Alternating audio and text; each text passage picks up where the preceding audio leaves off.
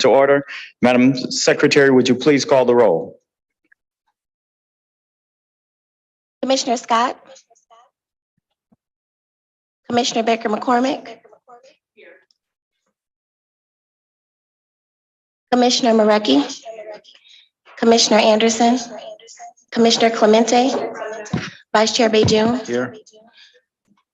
Chair Kinlock. Present. Next item on the agenda. Item B, Chair's remarks.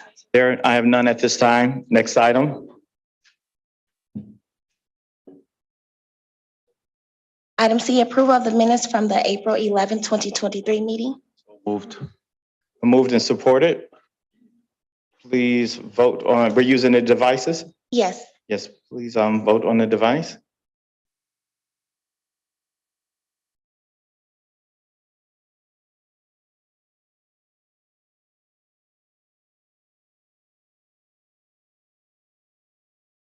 Motion carries. Next item on the agenda. Item D, unfinished business. There is none listed. Moving to item E1, a communication from Eric Sabree, Wayne County Treasurer, for the second quarter investment report for fiscal year 2022-2023. Treasurer Sabree.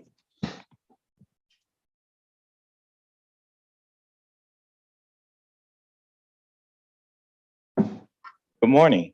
I'm Eric Sabree, Wayne County Treasurer, and I'm accompanied by John Kravitz, our Wayne County Treasurer Investment Manager.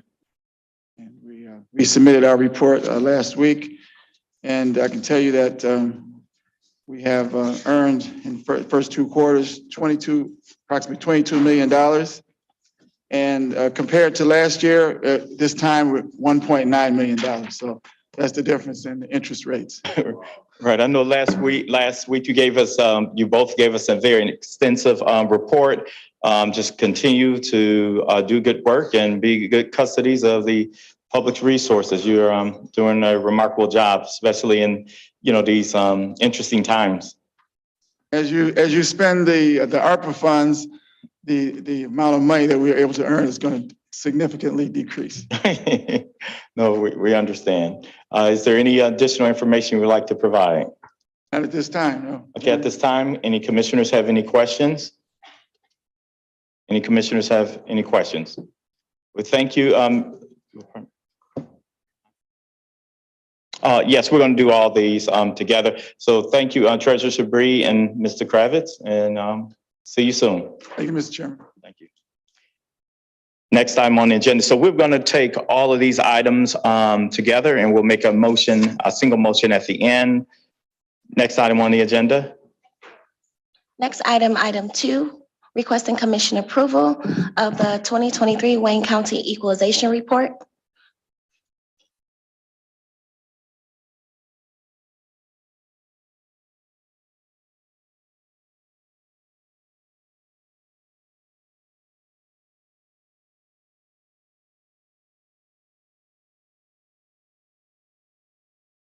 Sure, if this is okay. Okay, there you go.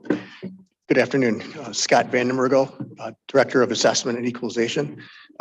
Here to relay the 2023 Equalization Report and summary of the equalization of the assessments for this year pursuant to statute for the County Commission's consumption and consideration for a motion to accept the equalized values accordingly.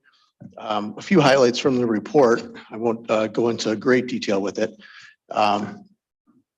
Everything is proposed to be equalized as assessed, which means all the assessors did their jobs properly, and the commission is not required in this case to add or subtract any values. So the checks and balances process does not need to be invoked this year. More good news in the way of the assessments in the real estate market. The overall assessed value for the county went up about 10% this year. So that's a stellar increase. And that's the weighted average of all classes of property. So that's residential, commercial, industrial, and so forth. And then the important number, well, all the numbers are important, but the more important number is the taxable value, our tax base. And that went up 7% this year. So that's the highest increase that we've had in who knows how long. So that's another gift that interest rates are giving to us in accordance with the investment report.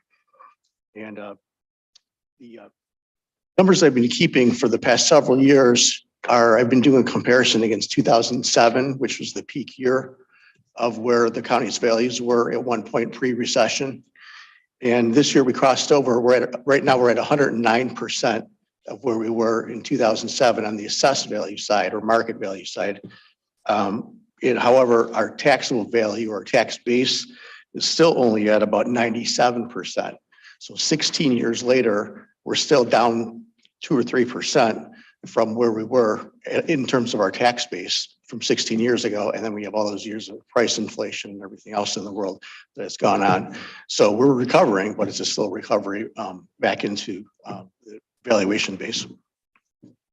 And the overall taxable value increase for the county should result in about $26 million in additional taxes.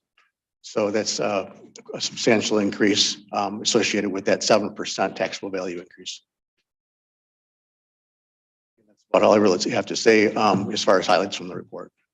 Thank you. Thank you. Are there any questions? Chair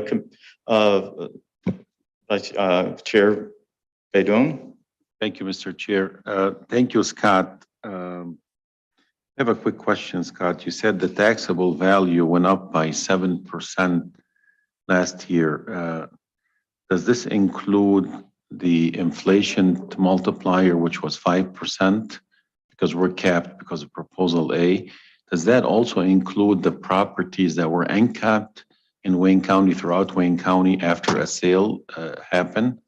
Yes, that number is a composite of all things influencing taxable value. So that would include the 5% inflation rate multiplier.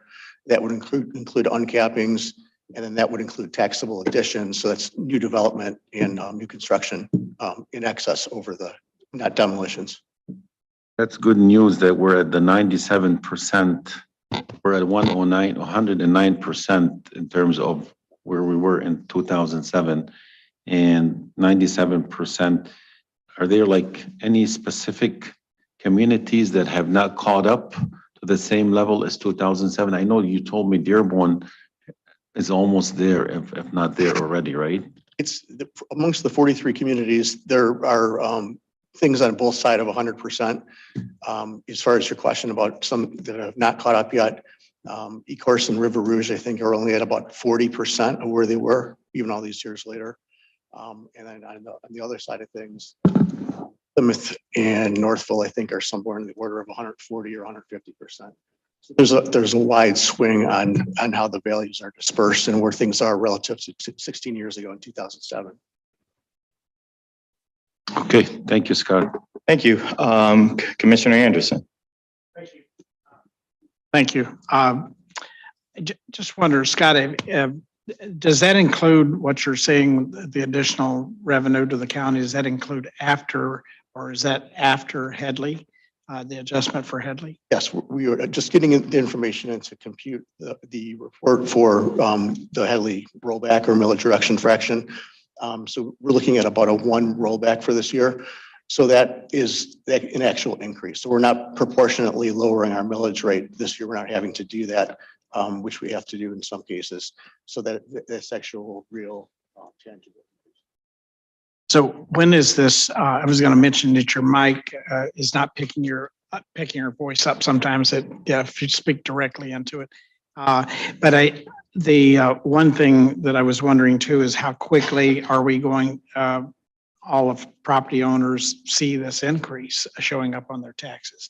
Is it going to be 3 years before this year's amount will wind up on their tax rolls? What the average 7%, here we go, that's a lot better. The average 7% increase will actually show up on the July 1st tax bills in terms of if their taxable value has grown by the average 7%. So that would equate to a proportionate increase in the actual tax bill. This year? This year, July 1st of this year, 23. But to that point, Mr. Chair, if you allow me, please, to Commissioner Anderson's point, the 7% is not going to be realized by all homeowners.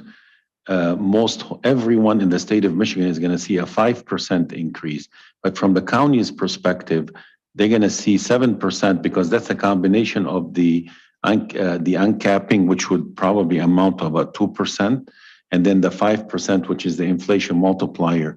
as mandated by Prop A. Actually, the inflation rate in Michigan was 7.9, but because of Proposal A, it's capped at 5. Yeah, that's a great point. The average person will see 5%. Yeah, it will be 5%, not 7.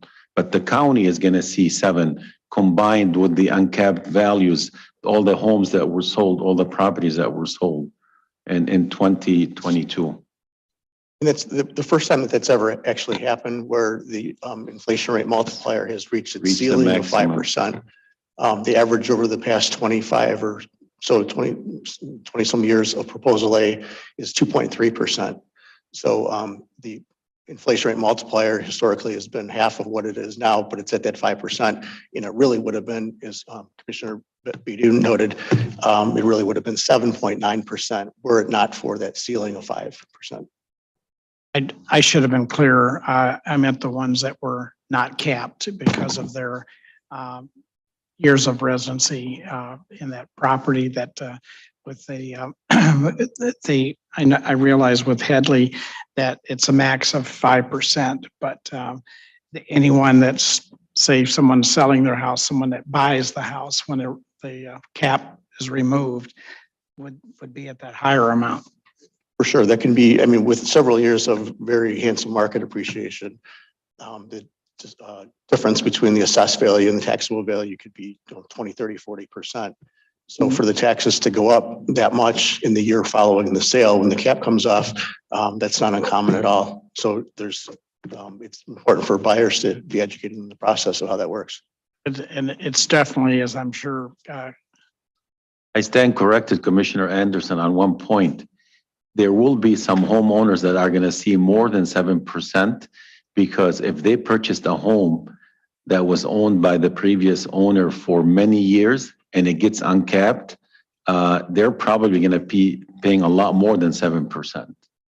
One of the things that I know that you would agree with, as both of us having been in the real estate business, it's that it's having a direct impact on the availability of homes. Yeah. Because people are concerned about that uncapping of the next house they're going into, what that's going to mean for the tax rate they're going to pay on that house. And it's really having an impact on people making moves that they would normally make when they're reaching retirement age or whatever, and they're looking at maybe downsizing and getting into. But that's a whole different discussion. That is a different discussion. But it is a big factor. Thank you. And that interest rate as well. Yeah. Yep. Let the record reflect that Commissioner Martha G. Scott is present, and before calling Commissioner Clemente, Highland Park. What? Oh, okay, she was. Okay, I didn't see you. I'm sorry. So Highland Park, you've been, hearing them mentioned in the news of late. What is their assessment? Let me Value. bring glasses down here so I can see exactly what we have. Got the page marked.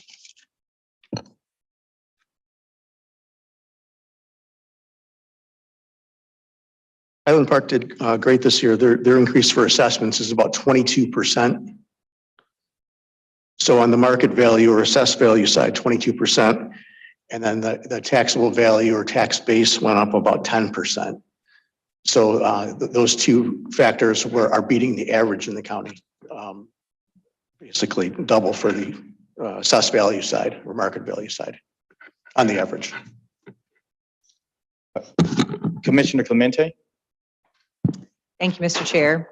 Thank you for all your work, and thank you for recognizing our assessors in our cities that did their work. There was quite a discussion in my home community last night about, and I learned a lot about uncapping, but Lincoln Park seems to be very hot in the market right now. But my question was that you trailed off.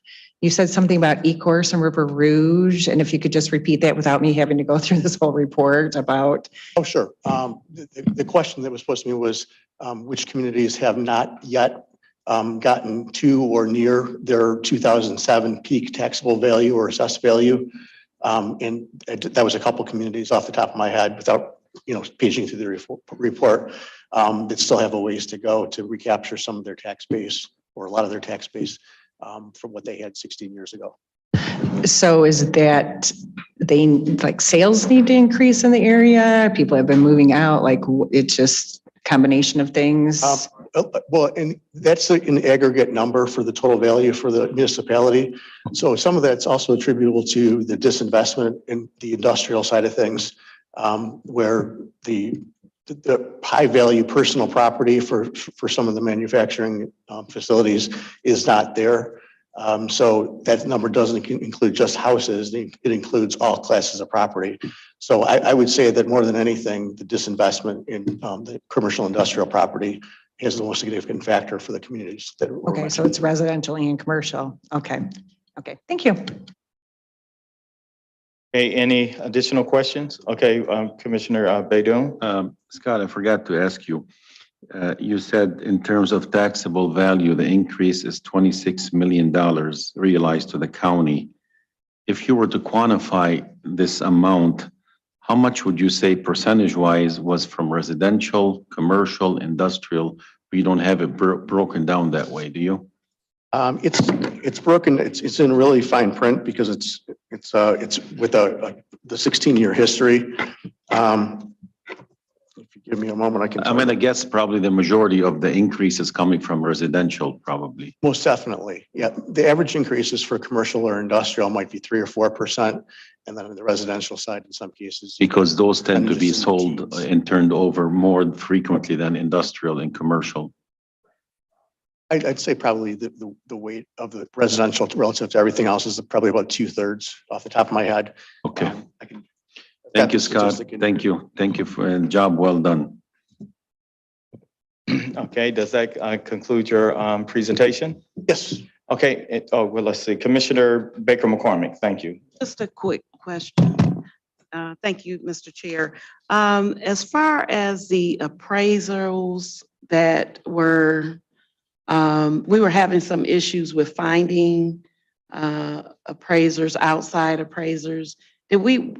What was the resolve? I was just trying to recall what happened with that. Sure. The operations model that we have for the equalization department, which has been successful over the past 5 years, and that contract was just renewed for another prospective 5-year period. In just speaking in very broad terms, we've outsourced the activities that happen outside the office, and then we use county employees for things that happen inside the office. And what that means is the outside the office activities are the persons that do the appraisal study. So they're the ones actually putting literally boots on the ground and appraising properties out in the field in the 43 communities. And then the inside the office, if you will, activities are the sales study side of things, which predominantly is used for residential property. And that's where we have our own research analytics area. County employees to prepare those analyses. And so did we get additional staffing? Because we were having some issues with the number of staff members appraisal. For the county employees, we're down. We just had a gentleman just retire a couple weeks ago. We're down a couple positions, but we're staying afloat and we're meeting all of our deadlines. We've got a couple things going with HR right now to try to get back up to the full staffing, but we're running efficiently. We're not incurring overtime costs. We're meeting deadlines, so things are functioning. But we do have some attrition related needs in the department, which we are addressing. Thank you. Thank you. Does that conclude questions? Yep. Okay, thank you. Okay, thank you, Scott. Appreciate that. Okay, at this time, Madam Clerk, we'll take a motion on items 1 and 2 to move the recommendation for the or to accept the recommendation for the assessed equalized value, as well as item 1, which is the investment report. It's moved by Commissioner Baydun, supported by Commissioner Mareki. We'll now vote.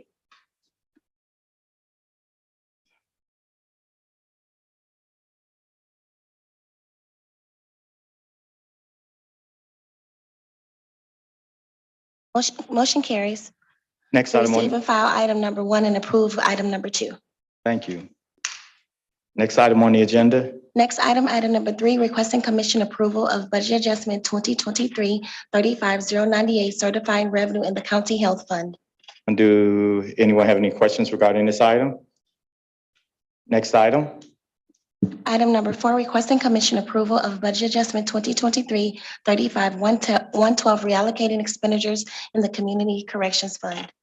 Any questions, commissioners? Next item. Item number 5, requesting commission approval of budget adjustment 2023-35129, certifying revenue in the general fund. Are there any questions? Next item. Item number 6, requesting commission approval of budget adjustment 2023-35145, reallocating expenditures in the general fund. Are there any questions? Next item. Okay, oh, no, that's it. Okay, at this time, the chair will entertain a motion to recommend to the full commission.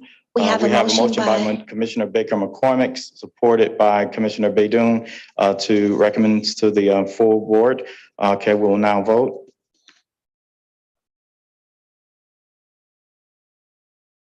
motion carries. Okay. Next item. Item F, such other matters as may be properly submitted before the committee. I know of none. Next item. Item G, public comments. Okay, is anyone on Zoom? Do you see a hand raised or anyone indicating that they would like to address this committee at this time? There are no hands on Zoom and no emails have been received. Is there anyone present who would like to address the committee at this time? Seeing no one, Madam Clerk, next item on the agenda. Item H, adjournment.